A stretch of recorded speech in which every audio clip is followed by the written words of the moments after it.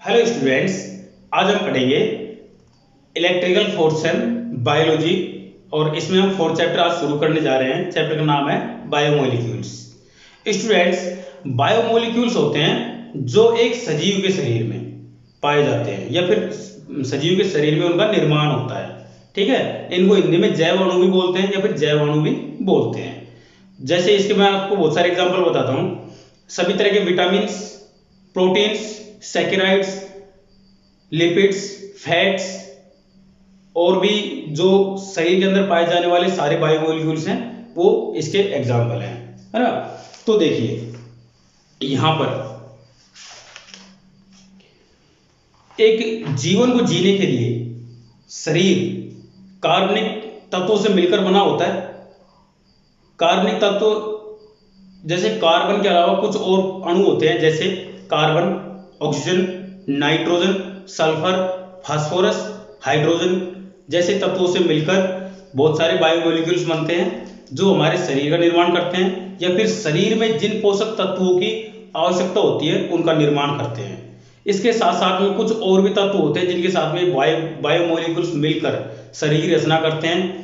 Example के तौर पर जैसे कैल्शियम है, आयरन है, पोटेशियम है, कैल्शियम है, सोडियम है, बहुत सारे तत्व हैं, आयोडीन है, बहुत सारे तत्व हैं जो इनके साथ साथ में काम करते हैं, लेकिन ये बायोमोलिक्यूल्स के पार्ट नहीं होते। बायोमोलिक्यूल्स मेनली बने होते हैं carbon, hydrogen, oxygen, nitrogen, sulphur, phosphorus etcetera से। इनसे मिलकर बायोमोलिक्यूल्स बने होते हैं। तो देखिए यहाँ पर हमारे शरीर, हमारा जो शरीर है, मतलब हमारा मनुष्य का शरीर है, हो या फिर किसी एक कोशिकीय जीव का शरीर हो या बहुकोशिकीय, चाहे एक छोटा सा बैक्टीरिया ले लो या इकोलाई एक जीवाणु ले लिया हमने और एक ले लिया हाथी, है ना। दोनों का शरीर की संरचना देखें तो बिल्कुल अलग अलग है, लेकिन इनकी जो मूलभूत इकाई है कोशिका, उनकी संरचना एक जैसी होती है क्योंकि ये सारे बने होते हैं बायोमोलिक्यूल से, है ना। और ये बायोमोलिक्यूल्स कितने प्रकार के होते हैं वो हम आज इस लेक्चर के दौरान डिस्कस करेंगे। तो सबसे पहले बायोमोलिक्यूल्स या मोलिक्यूल्स ऑफ लाइफ, बायोमोलिक्यूल्स।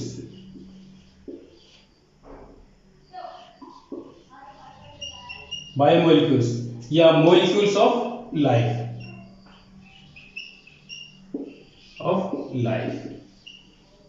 देखो ये मोलिक्यूल्स ऑफ लाइफ कितने टाइप के होते हैं। तो यहां पर आपकी जो बुक है उसमें 4 टाइप के दिखा रखे हैं। तो फर्स्ट ऑफ ऑल है प्रोटीन्स, ठीक है। सेकेंड टाइप है इसका पॉलीसैकेराइड्स,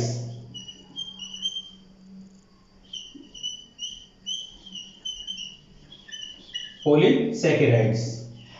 थर्ड है न्यूक्लिक एसिड्स,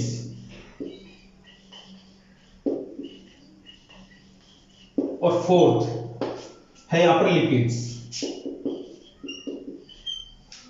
देखिए यहां पर हम इनके एक वर्क के बारे में, एक काम के बारे में हम डिस्कस कर लेते हैं कि प्रोटीन किन चीजों के बने होते हैं, ये हमारे शरीर में क्या क्या काम करते हैं, और बाकी जो भी इनके बारे में होगा हम बात करते हैं। तो सबसे पहले लेते हैं प्रोटीन्स के बारे में। प्रोटीन ये एमिनो एसिड्स के मोनोमर होते हैं, मतलब इनकी जो एक लग इकाई है वो होते हैं एमिनो एसिड्स, और ये मिलकर बने होते हैं कार्बन, हाइड्रोजन, ऑक्सीजन, नाइट्रोजन और सल्फर के। प्रोटीन के अंदर क्या क्या पाया जाता है? कार्बन, हाइड्रोजन, ऑक्सीजन, नाइट्रोजन और सल्फर। इनका काम क्या होता है? इनका काम होता है fundamental constituents of structure and function of cells, मतलब कोशिकाओं की जो स्ट्रक्चर है उसको बनाने के लिए। और अगर हमारे शरीर की बात करें तो हमारे शरीर के अंदर नाखून है, बाल है, मांसपेशियां हैं, इनको बनाने का काम होता है प्रोटीन्स का, ठीक है। मतलब जो मांसपेशियां हैं उनका निर्माण करती हैं प्रोटीन्स। अगर हमारे शरीर के अंदर जो मांसपेशियां हैं वो कमजोर हो रही है, इसका मतलब हमारे शरीर के अंदर प्रोटीन्स की कमी हो रही है। प्रोटीन्स हजारों प्रकार की होती हैं, हमारे शरीर में लगभग 300 से ज्यादा प्रकार की प्रोटीन्स पाई जाती हैं जो हमारे शरीर के लिए उपयोगी है।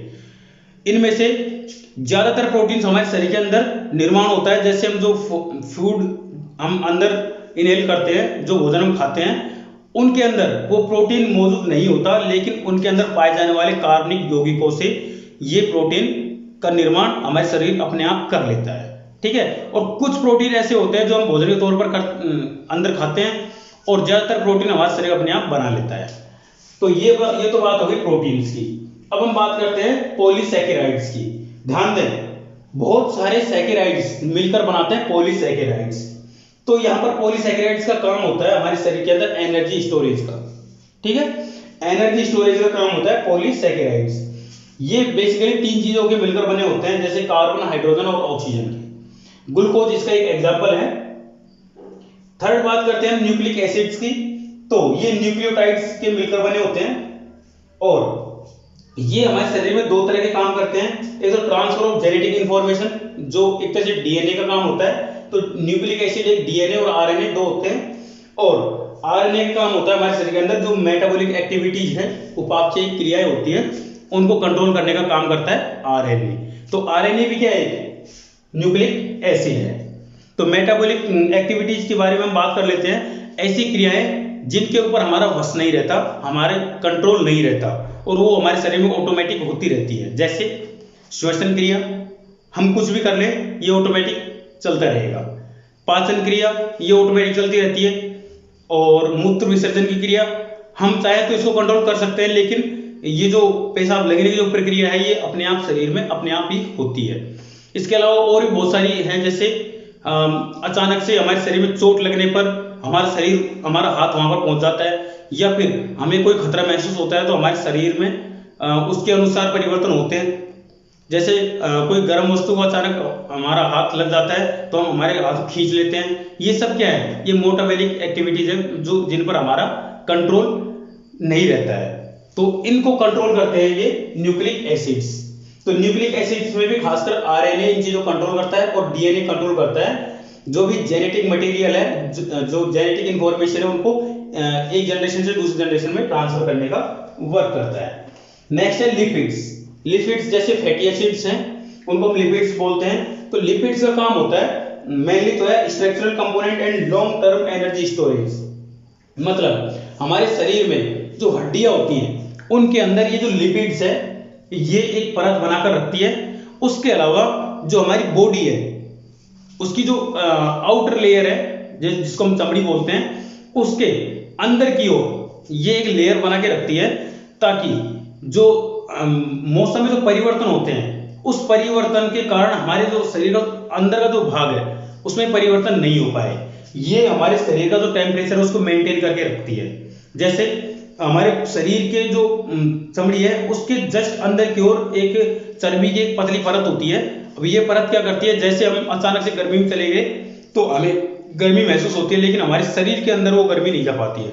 और अगर अचानक से हम किसी ठंडे स्थान पर चले गए तो वहां पर हमारे शरीर को ठंड महसूस होती है, लेकिन हमारे शरीर का जो अंदर का भाग है वो गर्म ही रहता है, सिर्फ हमारी चमड़ी ठंडी होती है। तो वो जो ठंडा और जो गर्म का जो टेम्परेचर का जो डिफरेंस आया वो डिफरेंस सिर्फ बाहर तक ही सीमित रहे, इसके लिए ये जो लिपिड्स हैं ये लेयर बना के रखते हैं हमारे शरीर के अंदर, जो हमारे शरीर को वातावरण में होने वाले परिवर्तनों से बचा के रखता है। और ये लिपिड्स बने होते हैं कार्बन के, हाइड्रोजन के और ऑक्सीजन के। और हाँ, ये न्यूक्लियोटाइड एसिड्स जो न्यूक्लिक एसिड्स हैं ये बने होते हैं कार्बन के, हाइड्रोजन के, ऑक्सीजन के, नाइट्रोजन के और फास्फोरस के। इनमें फास्फोरस पाया जाता है। तो ये तो हो गए हमारे 4 बायोमोलिक्यूल्स जो बेसिक मॉलिक्यूल्स हैं। इन चारों को अगर हम आगे डिवाइड करते हैं तो ये लाखों की संख्या में बायोमोलिक्यूल्स बनाते हैं। ठीक है, तो चलिए अब एक एक करके हम बात कर लेते हैं इनके बारे में। तो सबसे पहले monomeric and polymeric units. Monomeric और पॉलीमेरिक यूनिट्स क्या होते हैं? जैसे हम बात करें मोनोमेरिक की, तो जब कोई बायोमोलिक्यूल है उसकी जो एक छोटी यूनिट है उसको हम बोलते हैं मोनोमर्स। ठीक है, जैसे एग्जांपल के तौर पर एक छोटा सा एग्जांपल ले लेता हूं मैं। यहां पर तो एग्जांपल नहीं दे रखा, मैं आपको एक छोटा सा एग्जांपल बताता हूं। यहां पर जैसे C6O12O6 ये क्या है? ये है एक ग्लूकोज बोल सकते हैं इसको, फ्रुक्टोज बोल सकते हैं, सुक्रोज, तीनों का सेम ही मॉलिक्यूल होता है। तो ये क्या है, ये बायो मॉलिक्यूल है, ठीक है। ये बहुत सारे पेड़ पौधों के अंदर पाया जाता है और सभी जीव जंतुओं के अंदर पाया जाता है। ये एक एनर्जी स्टोरेज काम करता है या फिर एक एनर्जी ट्रांसफर करने का काम भी करता है। एक जीव से दूसरे जीव में जो ऊर्जा का स्थानांतरण होता है वो इस ग्लूकोज के रूप में ही होता है। तो ये क्या है, ये एक तरह से क्या है, मोनोमर है ये। अगर इसकी बहुत सारी इकाई लाखों की संख्या में या हजारों की संख्या में ये जुड़कर एक बड़ी श्रृंखला बना लेते हैं तो वो हो जाएगा polymer.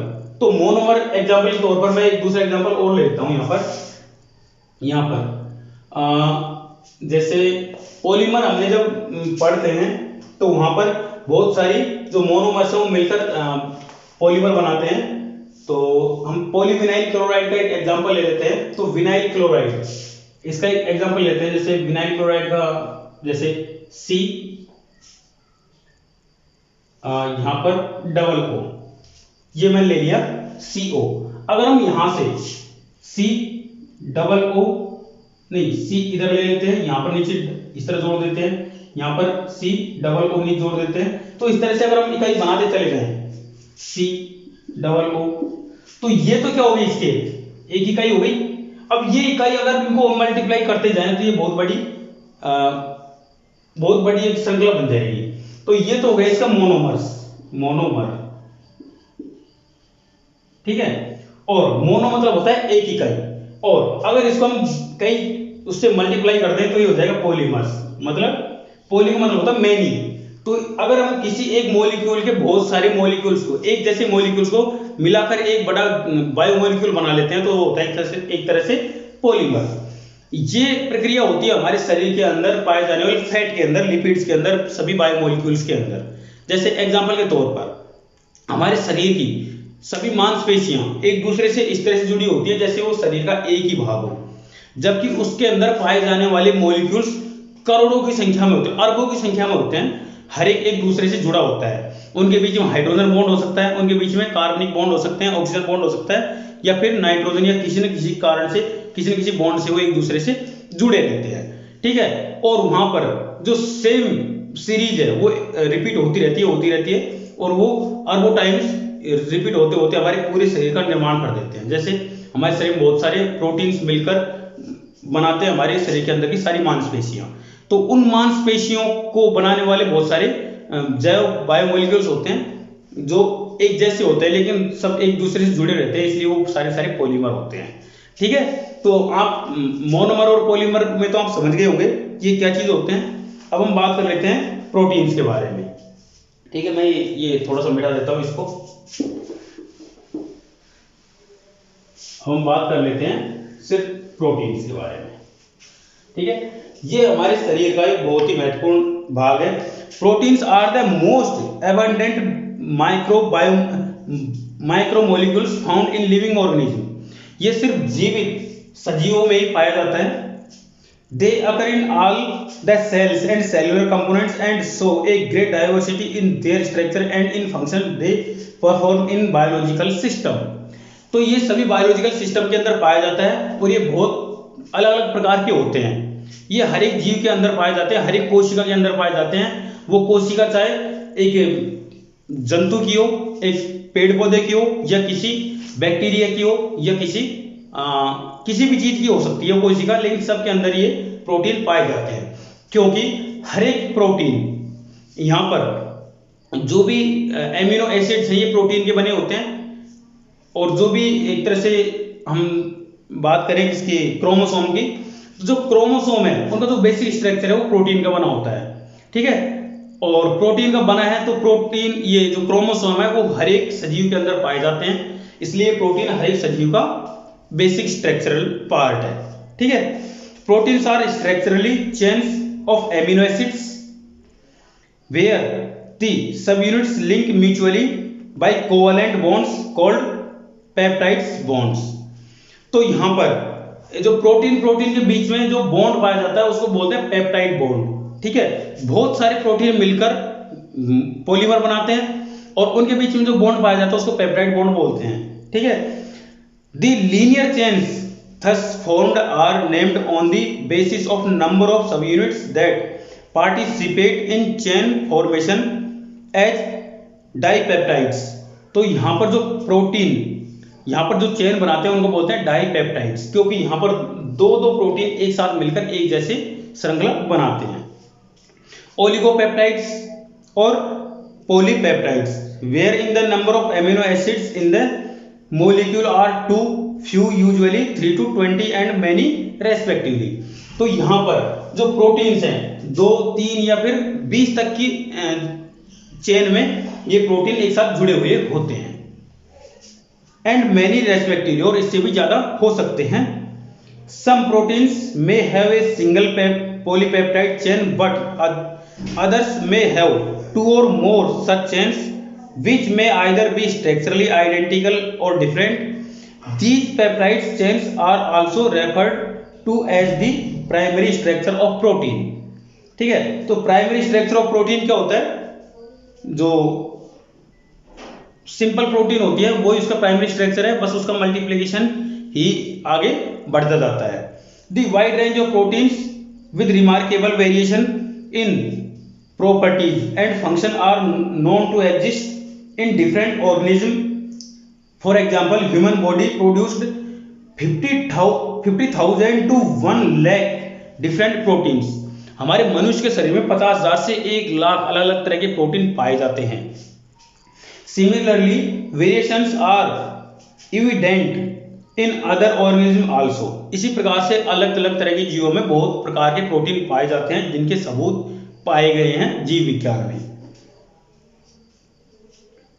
All these proteins are composed of the same set of 20 amino acids known, but the variation in their properties and functioning occurs due to the difference in sequence and proportion of the constituting amino acids। तो यहाँ पर जो इनका जो work है वो depend करता है कि इनका जो कंस्टिट्यूएंट है उसके ऊपर, कि इसमें क्या किन किन चीजों से मिलकर बनी होती है। पर प्रोटीन के बारे में तो आप जानते हो किन किन चीजों से मिलकर बनी होती है, कार्बन से, हाइड्रोजन से, ऑक्सीजन से, नाइट्रोजन से और सल्फर से। इन चीजों से मिलकर ये प्रोटीन बनी होती है। तो इन्हीं अणुओं से मिलकर प्रोटीन, सभी जीवों के अंदर जो प्रोटीन पाए जाते हैं सभी इन्हीं से मिलकर बनी होती है। लेकिन इनकी जो श्रृंखलाएं होती हैं वो उनमें जो बायोमोलिक्यूल्स है वो किस तरह से जुड़े हैं इनके आधार पर इनके वर्क अलग अलग होते हैं। ठीक है, तो इवन ए सिंगल अल्टरेशन और in the amino acid sequence में affect the functioning of the protein resulting in disorders like sickle cell anaemia. तो यहां पर एक बहुत बड़ी चेन रिएक्शन है जिसके अंदर सेम प्रोटीन है, लेकिन अगर उसमें एक छोटा सा भी अंतर आ जाता है, जैसे एक नाइट्रोजन मॉलिक्यूल अलग तरीके से जुड़ा हुआ है बाकी दूसरे उससे चेन मॉलिक्यूल से, जो बहुत बड़ा मॉलिक्यूल है उसमें अगर एक भी तत्व अलग तरीके से जुड़ा हुआ है तो उसकी वजह से बहुत बड़ा अंतर आ जाता है। ठीक है, जो दोनों बिल्कुल अलग अलग होंगे एक दूसरे से। तो यहाँ पर जैसे हमारा जो ब्लड है उसके अंदर भी प्रोटीन पाए जाते हैं, जो आरबीसी है वो प्रोटीन के बने होते हैं। अगर हमारा जो ब्लड है वो प्रोटीन का बना होता है और जीव जंतु वो शरीर के अंदर जो ब्लड पाया जाता है वो भी प्रोटीन का बना होता है। फर्क इतना सा होता है कि उनके अंदर जो प्रोटीन है और हमारे शरीर के अंदर जो प्रोटीन है, उनके जो ब्लड के अंदर जो प्रोटीन है उसमें कुछ मॉलिक्यूल्स थोड़े से डिफरेंट होते हैं हमारे मॉलिक्यूल से, जिसकी वजह से उनका ब्लड और हमारा ब्लड बिल्कुल अलग अलग हो जाते हैं। और अगर हम बात करें ह्यूमंस की, तो ह्यूमंस में भी इन बायोमोलिक्यूल्स की वजह से 4 टाइप के ब्लड ग्रुप बन जाते हैं। ठीक है, बाकी आगे का हम अगले लेक्चर में देखेंगे। अगले लेक्चर में हम amino acids the basic units of proteins के बारे में बात करेंगे। ठीक है, तो बस आज के लेक्चर के लिए इतना ही। Thank you.